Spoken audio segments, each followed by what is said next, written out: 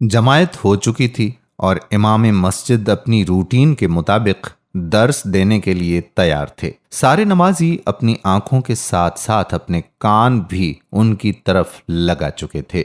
उनके दर्स में ये खुसूसियत पाई जाती थी कि कोई बंदा उनकी तरफ से अपनी तवज्जो इधर की उधर नहीं कर पाता था। बच्चे, बूढ़े और हम नौजवान तबका सब ही उनकी तरफ देख रहे थे। सबको सकते की सी हालत में देखकर इमाम साहब समझ गए कि अब अवाम उनकी तवक्को के ऐन मुताबिक तैयार हो चुकी है। इमाम साहब फरमाने लगे कि शैतान कब तक इंसान को धोखा देता रहता है। सब उनके इस सवाल पर चौंक पड़े और उनकी तरफ सवालिया नजरों से देखने लगे। सबको चुप देखकर कहने लगे कि शैतान इंसान के आखिरी सांस तक इसी कोशिश में होता है कि उसका ईमान सलब हो जाए और ये जहन्नुम में चला जाए।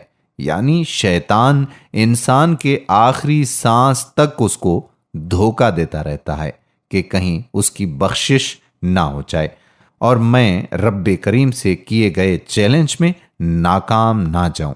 पर जब बंदा फौत हो जाता है तो शैतान उससे हट जाता है कि अब इस मरे हुए से क्या धोखा करना। इसके बाद पता है बंदे के साथ कौन धोखा और दगा करता है।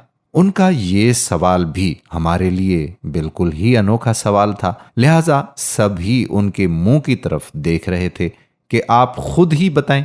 वो कहने लगे कि शैतान के बाद मरे हुए बंदे से हम लोग धोखा करते हैं, ये कैसे मुमकिन है?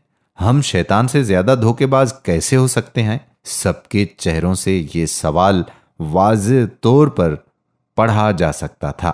सबके चेहरों को सवालिया निशान बना देख के इमाम साहब कहने लगे कि जब बंदा मर जाता है तो उसके बाद हम लोग ही उसके साथ धोखा करते हैं। जनाजे में बहुत से लोग वो खड़े होते हैं जिनको नमाज जनाजा पढ़ना नहीं आती, मगर खड़े होते हैं कि अब कैसे भला अपने मामू के जनाजे में खड़ा ना हो। लोग क्या कहेंगे कि सग्गे मामू का जनाजा नहीं पढ़ा उसने, कजन का जनाजा नहीं पढ़ा उसने, बाप का जनाजा नहीं पढ़ा उसने, माँ का जनाजा नहीं पढ़ा उसने, भाई बहन का जनाजा नहीं पढ़ा उसने। लोगों की बातों और तंज से बचने के लिए हम लोग मरे हुए से भी धोखा करने से बाज नहीं आते। जिस स्टेज पे आके शैतान भी पीछे हट जाता है, उस स्टेज पे हम आके खड़े हो जाते हैं कि हम हैं ना तुम्हारा मिशन पूरा करने वाले। हम कैसे मुसलमान हैं कि अंग्रेजी के बड़े बड़े मजमून याद कर लेते हैं, फिल्मों के गाने पल भर में याद करके गुनगुनाना शुरू कर देते हैं, दोहरे माहिए शायरों की लंबी लंबी गजलें याद कर लेते हैं। जो नहीं याद कर पाते तो कुरान की चंद आयात नहीं याद कर पाते। जनाजे की 4 तकबीरों का वो तोहफा जो अपने मरे हुए प्यारों को देना होता है, हम वो नहीं दे पाते और बेशर्मों की तरह उनके जनाजों में जाके खड़े हो जाते हैं। इमाम मस्जिद बोलते जा रहे थे और हम सबके चेहरे शर्म के मारे झुके जा रहे थे। आखिर में इल्तिजा करते हुए वो बोले, खुदारा आज से ही वो लोग अहद कर लें जिनको नमाज जनाजा नहीं आती कि नमाज जनाजा जरूर सीखने और याद करने की कोशिश करेंगे ताकि मैयत को धोखा देने की बजाय दुआओं का तोहफा दे सकें।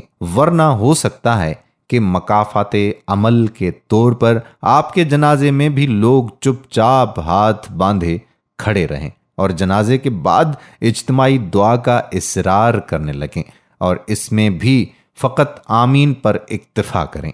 दर्स खत्म हो चुका था, सब दुआ मांग के मस्जिद से निकल रहे थे, लेकिन सबके चेहरे ये गवाही देते जा रहे थे कि हम नमाज जनाजा जरूर याद करेंगे और हम हरगिज शैतान से बड़े धोखेबाज नहीं बनेंगे।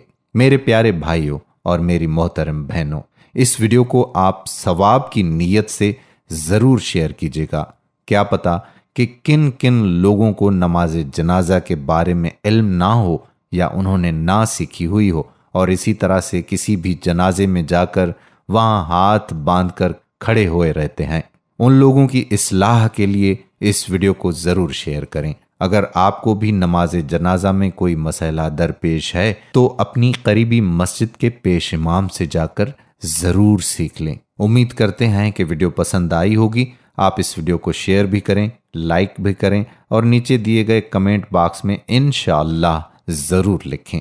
इजाज़त लेने से पहले आपसे गुजारिश करेंगे कि आप हमारे पेज इस्लामिक लाइन को लाइक करके सी फर्स्ट कर दें और यूट्यूब पर भी हमारा चैनल इस्लामिक लाइन सब्सक्राइब करके बेल आइकन को प्रेस कर लें ताकि ऐसी ही मज़ीद मालूमाती वीडियोस आप तक पहुंचती रहें। आने वाली वीडियो तक अपने मेज़बान कादिर बख्श कल्होड़ो को इजाज़त दीजिए। अल्लाह हाफिज़।